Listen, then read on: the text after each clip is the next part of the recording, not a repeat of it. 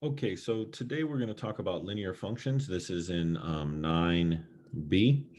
And in this section, we're going to basically talk a little bit about slope, and you guys remember y equals mx plus b.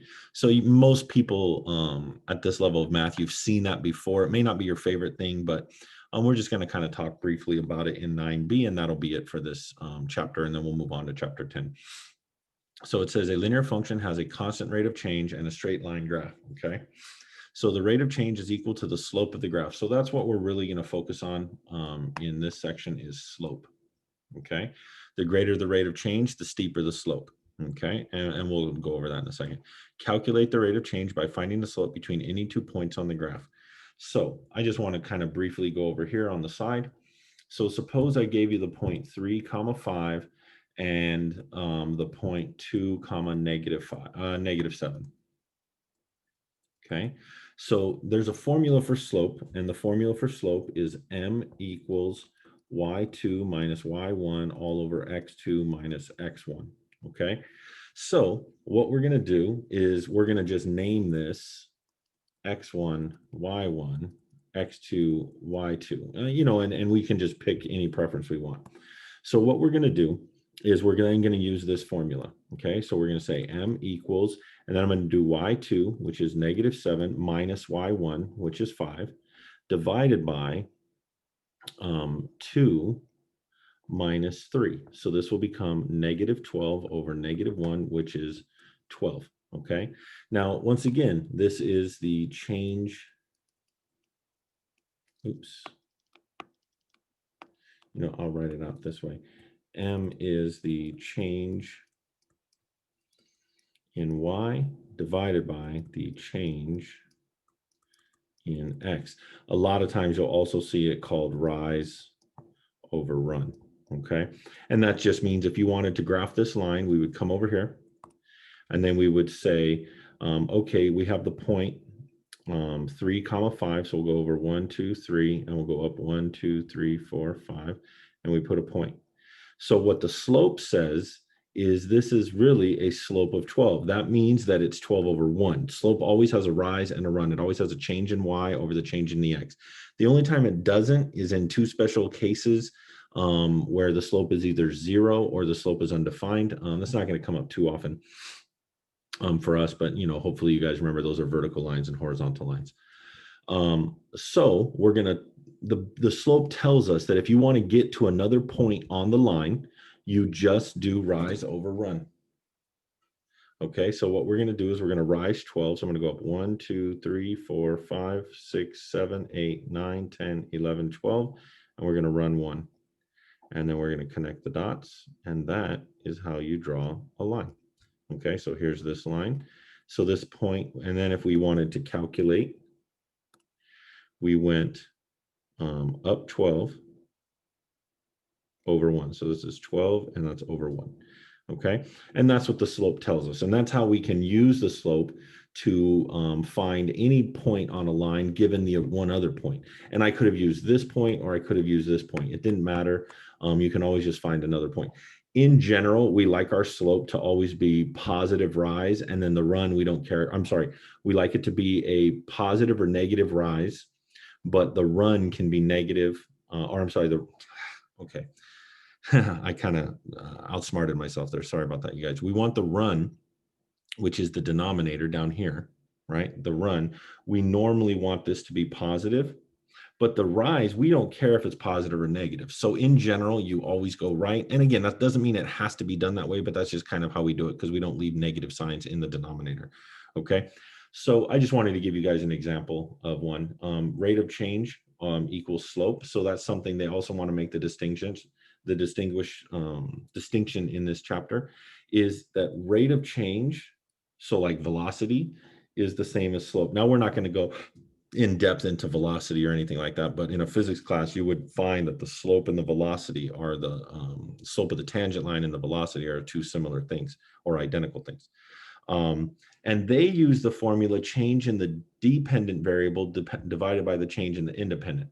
But remember, we usually use y to represent the dependent, and X to represent the independent. Okay, variables. Which would mean y over x. Okay, so let's move on.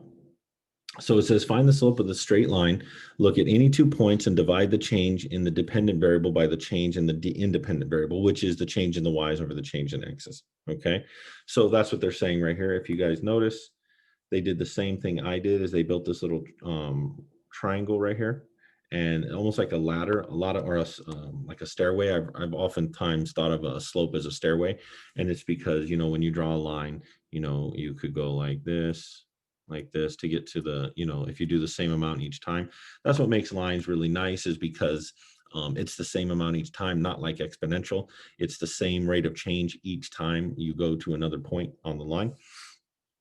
And they just, you know, calculated it like I did. So I'm not going to go too much into that. I feel you guys can go over that. So it says a small store sells fresh pineapples based on data for pineapple prices between $2 and $5. The store owners created a model in which a linear function is used to describe how demand, number of pineapples sold per day, varies with the price. So they're basically trying to give us a way to do find out what's the best price to sell pineapples for. So it says, for example, the 0.280 pineapples represents at a price of $2 per pineapple, 80 pineapples can be sold on an average day. What is the rate of change for this function? Discuss the validity of models. So I normally delete these, but because they had a nice little picture here, I didn't want to. So they said the first point is 280, and we see that's right here, right? And then the next point is 550. $5.50 pineapples. So you can see as the price goes up, the number of pineapples that is sold goes down. So this slope, you see how the slope's going like this? We would call this a negative slope. Okay. So this would definitely be a negative slope. Okay. Then if we wanted to calculate the slope, we could say m equals, or the rate of change equals, okay, and we do the, I'm going to call this my x2, y2, and I'm going to call this my x1, y1, okay? So let's see here. It says you do y2 minus y1. So I'm going to do y2 minus y1 all over x2 minus x1. So that means y2 would be 80 minus 50 all over 5, 2 minus 5. So then we get 30 over negative 3, which we would then say is negative 10. Okay. So they got 30, we got 30, but we went a step further. Okay. We went a step further and found out that, did I do it wrong? No, that's good. 80 minus 50, but then, okay, yeah. So we get a negative slope. Okay. So our m equals negative 10. Okay. So that means that for every, remember the change in y's. So as the price goes down $10, okay. So we say this is 10 pineapples for $1, right? So that means that, and it's negative 10 pineapples, right? So as the price goes up $1, we lose 10 pineapples on an average day that we're able to sell. Okay. So that's how you can kind of use the slope to, you know, make quick little judgments or quick little conclusions, I guess, on what you're dealing with in that particular problem. Okay. So, and then they're just doing this negative 10. Okay. So here we have the rate of change rule. The rate of change rule allows us to calculate the change in the dependent variable from the change in the independent variable. So the change in the dependent variable, which is normally for us y, equals the rate of change, right? So that would be m, times the change in the independent variable. Well, that would be x, right? So basically what we're doing, or how can I do this? Yeah, let me come over here real quick. I want to, they kind of word it funny. Okay, so using the linear demand function in figure 9.12, predict the change in demand for pineapples if the price increases by $3. Okay, so hold on, let me get caught up in my notes right here.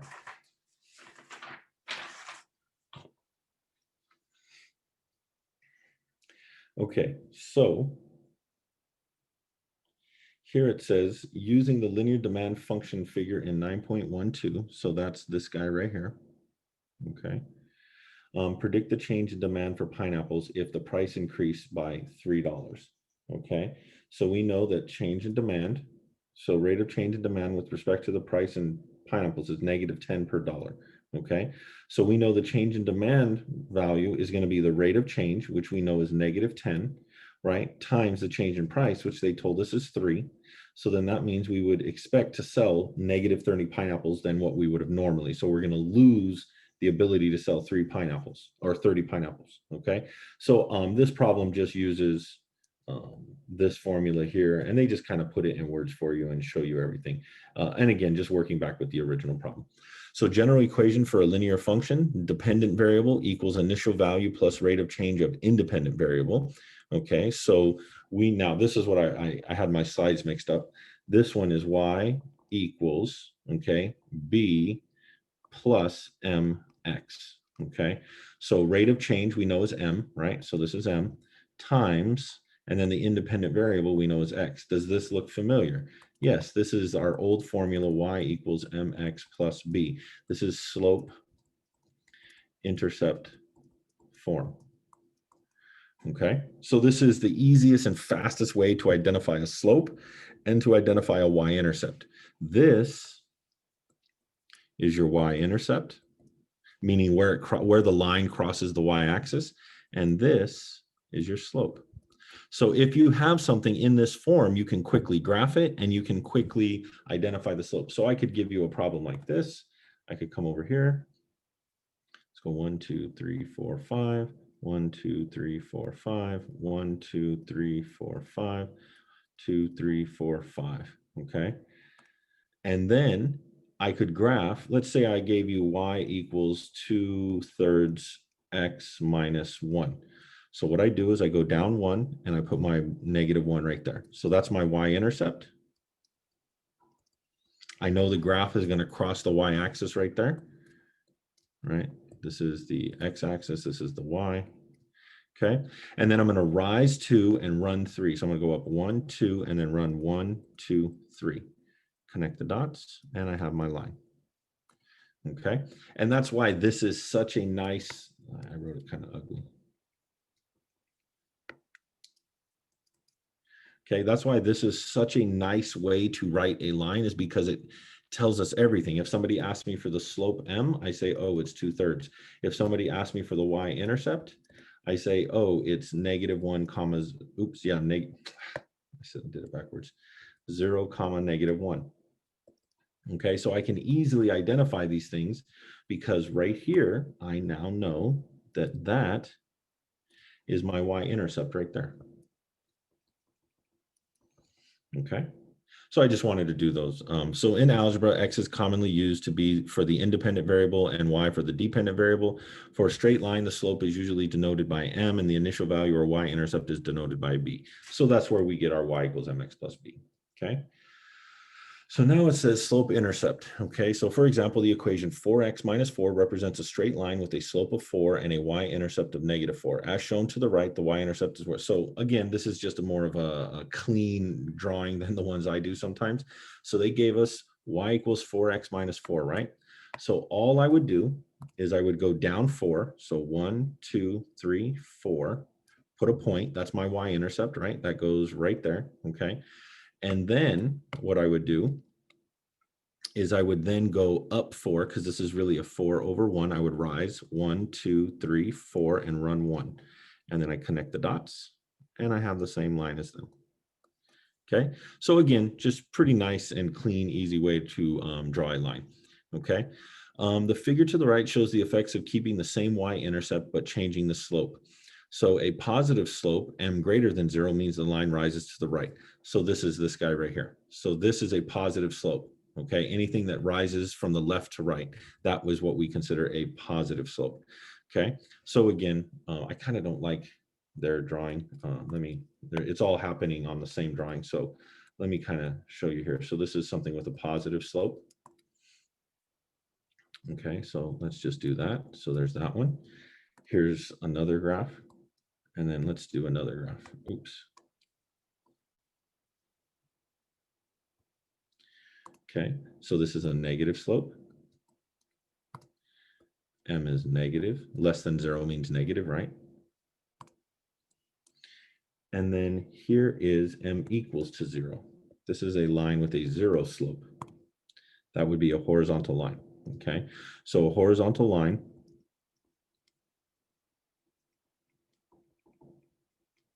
have a slope of 0. And think about it. The reason it has a slope of 0 is if you picked any 2 points, remember, slope is supposed to be able to take you from one point to another.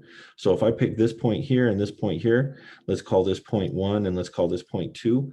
Remember, if you wanted to find slope, don't you have to do rise over run?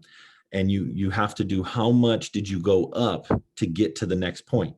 Well, if I'm already here and I'm going to end up here, I had to go up 0. Right now, let's just estimate. This is like, say this is 1, 2, 3, 4, 5. So you had to walk what, 4? So you had to go 0 over 4, but 0 over 4 is still 0. So that's why a horizontal line has a 0 slope. It has a run, but it doesn't have a rise. And just so you guys know, for a little side piece of information, a vertical lines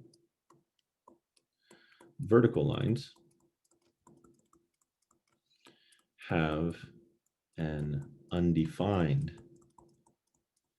slope. So it's not 0, it's actually called undefined.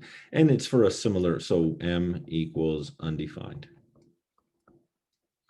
Okay. And it's for similar reasons that this one is 0. This would end up being like m equals 4 over 0, which we know is undefined. Okay. You can't have this, right? You can't divide by 0 in the real number plane. All right. So the figure to the right shows the effects of changing the y-intercept for a set of lines, but changing the y-intercept, but keeping the slopes the same, okay?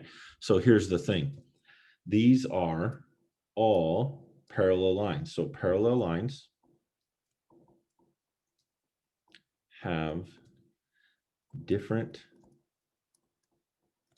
y-intercepts, but identical, but they're, let's do it this way, but their slopes are equal. Okay, so any 2 lines that are parallel will always have the exact same slope. And look at it. If you go from this point to this point, you rise this amount and you run that amount. If you go from this point to this point, you rise this. Doesn't it look like the same stairs, right? To go from, oops. And that's because these are parallel lines. They have the same slope. It's the same stairway you would build on each one of them. But they are all 3 different lines, okay? Let's see how much we have left. Ooh, kind of a lot. All right, so this video is getting a little longer than I wanted, so I'll try to speed it up a little. So use the function shown to the right to write an equation that describes the rain depths at any time after the storm began. Use the equation to find the rain depth 4 hours after the storm began. So they tell us the slope is 0.5 inches per hour.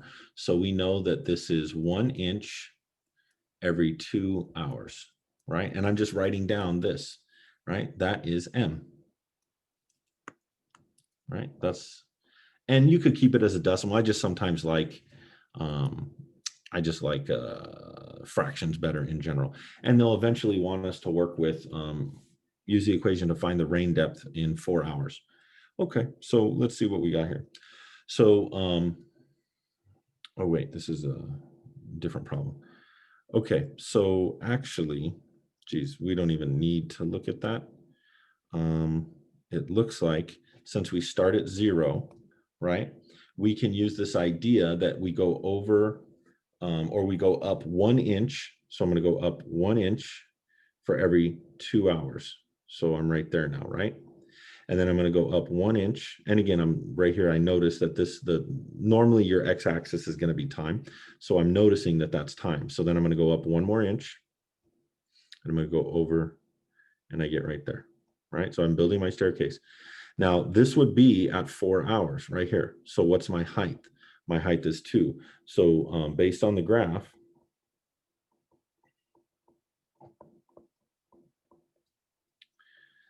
the rain depth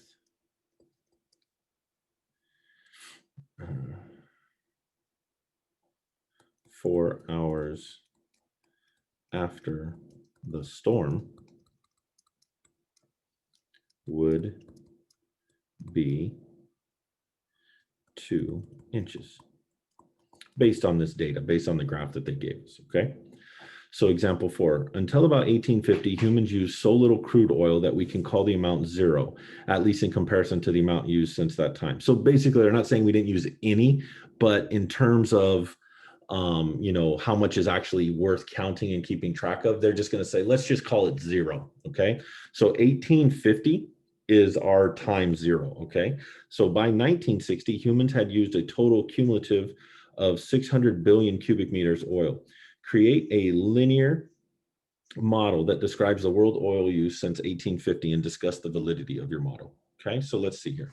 They give us 2 data values. Okay, so they give us the year 1850, and that is 0 use. And then they give us the year 1960, and that is 600. So first thing I could do is I could draw a graph if I wanted.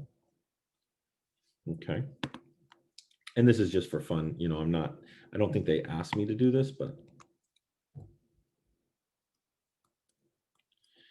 so let's go, 1800. Geez, I don't want to go all the way up to 1960. Let's go by, this is 1850 is 0, right? You know what I'll do is I'm going to call, so this is 0. This is 1, 2, 3, 4, 5, 6. Okay, so let's go by, I guess, 5s. So this would be 1850. This would be 19, or let's go by 20s, I guess. 1870, 1890, 1910, 1930. This didn't work quite how I wanted. 1950, and then 1970.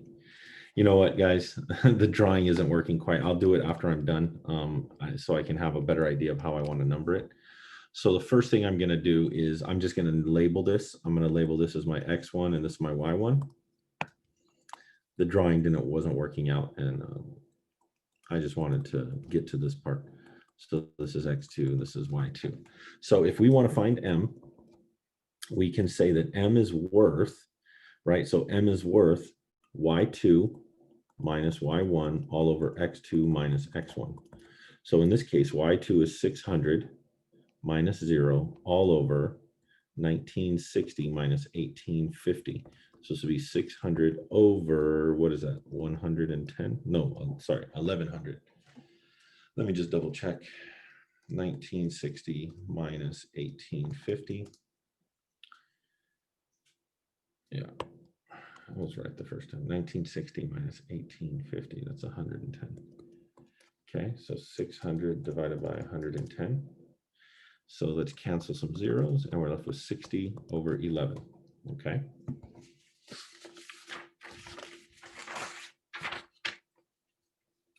So if we want to use decimals, this is approximately 5.45 as a decimal, if we round off to 2 decimal places. Okay, so now we want to do y equals mx plus b. Okay, so you have a couple choices on how you want to do it. There's one way that the book uses. I always use point slope form to find the equation. This is my preferred method. Your book just plugs a value in and then finds b. I like to use point slope form, which says y minus y1 equals m times x minus x1. Okay, So what this does is you plug in either point, doesn't matter which one. So I'm going to use the first point because it's easier. And I'm going to do y minus y1, which is 0. What's my m? 5.45 times x minus what's my x1? 1850. Okay. So I have y equals 5.45x minus, and then I just get out my calculator, 5.45 times 1850. And that is 10,082. So 10,000, 82. Okay.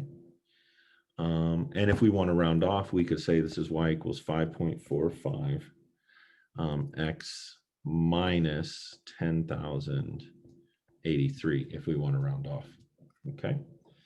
So now we have our equation. So this is our equation. Okay, this is our line. Y equals mx plus b. Okay, now the thing is we can now use this to predict anything that they ask now. So we know that x stands for the year, and we know that y stands for the consumption, right? So x equals the year, and y is equal to the amount, I guess, is it consumed or used? Used, let's say used.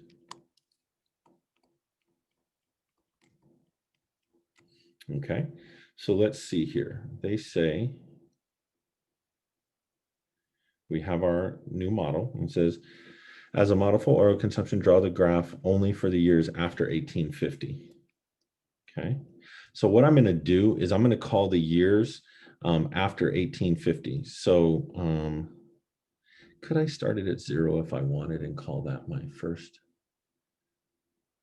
Yeah, I think that would get confusing though. So I'm just going to do, here's 1870, 1890, 1910, 1930, 1950, 1970. Okay, and then this is 1, 2, 3, 4, 5, 6, 7. How much does it go by? Let's go by 100. Oh, wait a minute. Let's go by 5,000. I think we got to go by 10,000s.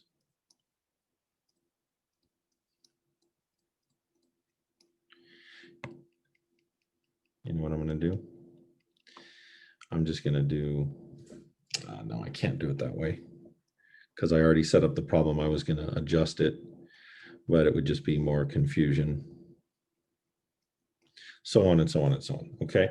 So now we're going to say we go over 5.45 x for every one. So that would be, geez, I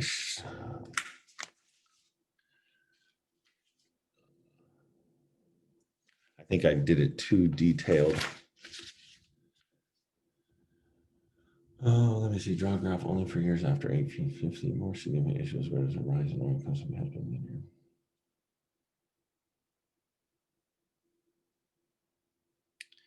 See, the problem is, you guys, and this is in billions per year. I didn't read the problem thoroughly enough. Right here, what's just messed me up is billion cubic. So this does not stand for 600. This is 600 billion cubic meters of oil. Okay. So what I could have done, I kind of just don't like the way they have it set up, but what I could have done is, let's just say,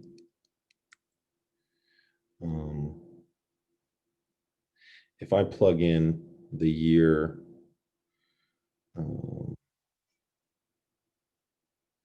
let's say I plug in the year y of, let's say I plug in the year 1960. Okay, so this should be 5.45 times 1960 minus 10,083, right? So what should we get, right? So I should do 5.45 times 1960 minus 10,083. And I get 599. Now, why is that good? Because they told us that we should have got, if we go back up here, for the year 1960, we should have got 600, okay? And we got 599, so that's a rounding thing. So what I'm gonna do is I'm gonna do these in terms of 100 billion. So this is this.